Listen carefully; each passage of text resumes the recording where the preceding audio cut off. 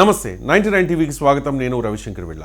మహిళా దినోత్సవం అంటే ఫ్లెక్సీలు కాదు, సోషల్ మీడియాలో మెరిసిపోయే ఫోటోలు కాదు, ఒక్కరోజు చెప్పే మాటల పరంపర కూడా కాదు. మహిళల జీవితం ఒక్క రోజుకే పరిమితమైన వేడుక, అంతకంటే కాదు. ముచ్చట్లు చెప్పే పొడి పొడి అభినందనల ప్రహసనం కానే కాదు. క్యాలెండర్లో ఒక తేదీ మాత్రమే కాదు, అది ఆకాశంలో సగం, నేలపైన సగం ఉన్న ఆడబిడ్డల ఆత్మగౌరవ గీతం. 2025లో మహిళా దినోత్సవం సందర్భం మరింత ప్రత్యేకంగా మారడానికి కారణం పవన్ కళ్యాణ్ చెప్పిన ఒక వాక్యం, మీరే నా బలం.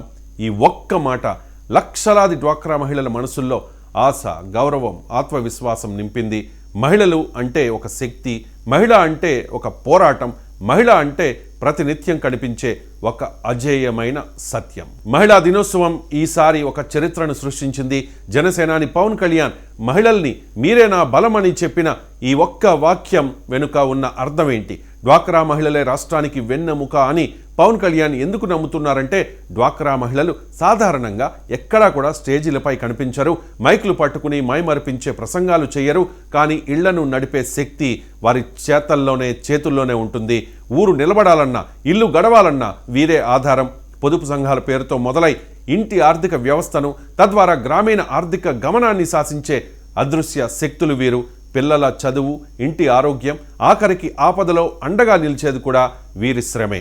కాలక్రమేణా కేవలం ఓటు బ్యాంకుగా మిగిలిపోయిన ఈ వర్గానికి ఈసారి ఒక కొత్త గౌరవం దక్కింది.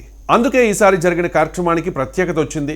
ఇది సాధారణ సభ కాదు, ఇది రాజకీయ సభ కూడా కాదు, ఇది గౌరవానికి ఇచ్చిన ప్రాధాన్యత.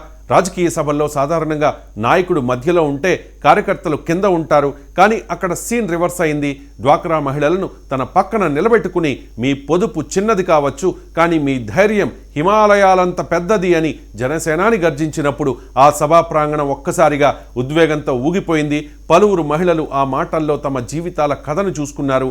ఆ మాటలు వారికి కేవలం ప్రశంసలు కాదు, వారి విలువను గుర్తించిన తొలి వేదికగా అనిపించింది.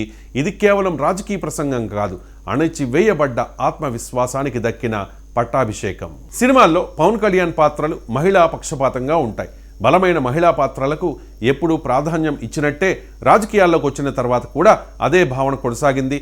కానీ రియల్ లైఫ్ పాలిటిక్స్లో పవన్ కళ్యాణ్ చూపించిన దిశ మరింత లోతైంది.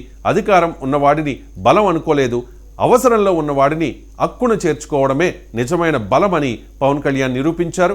డ్వాక్రా మహిళలకు కేవలం రుణాలు ఇస్తే సరిపోదు, వారికి మార్కెట్ యాక్సెస్ ఉండాలి, వారి గౌరవానికి భద్రత ఉండాలి, ప్రభుత్వ పథకాలు వారి ముంగిట బానిసల్లా పడి ఉండాలి.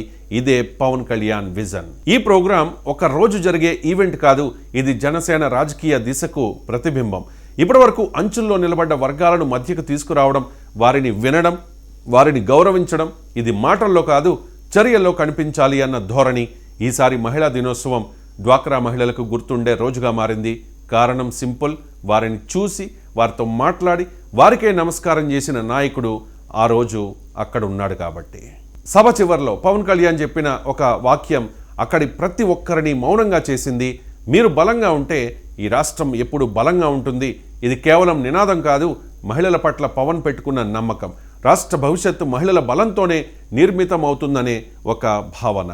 మహిళా దినోత్సవం అంటే కేవలం వేడుక కాదు, సంబరం కాదు, అది ఒక సంకల్పం. మహిళల పాత్రకు ఇచ్చే గౌరవం, వారి శ్రమకు ఇచ్చే గుర్తింపు, వారి ధైర్యానికి మెచ్చి ఇచ్చే నీరాజనం. ఈసారి ఆ గౌరవం నిజంగా కనిపించిన రోజు. రాజకీయాల్లో ఇదొక కొత్త మలుపు. ఆత్మగౌరవ పోరాటంలో ఇది తొలి గెలుపు.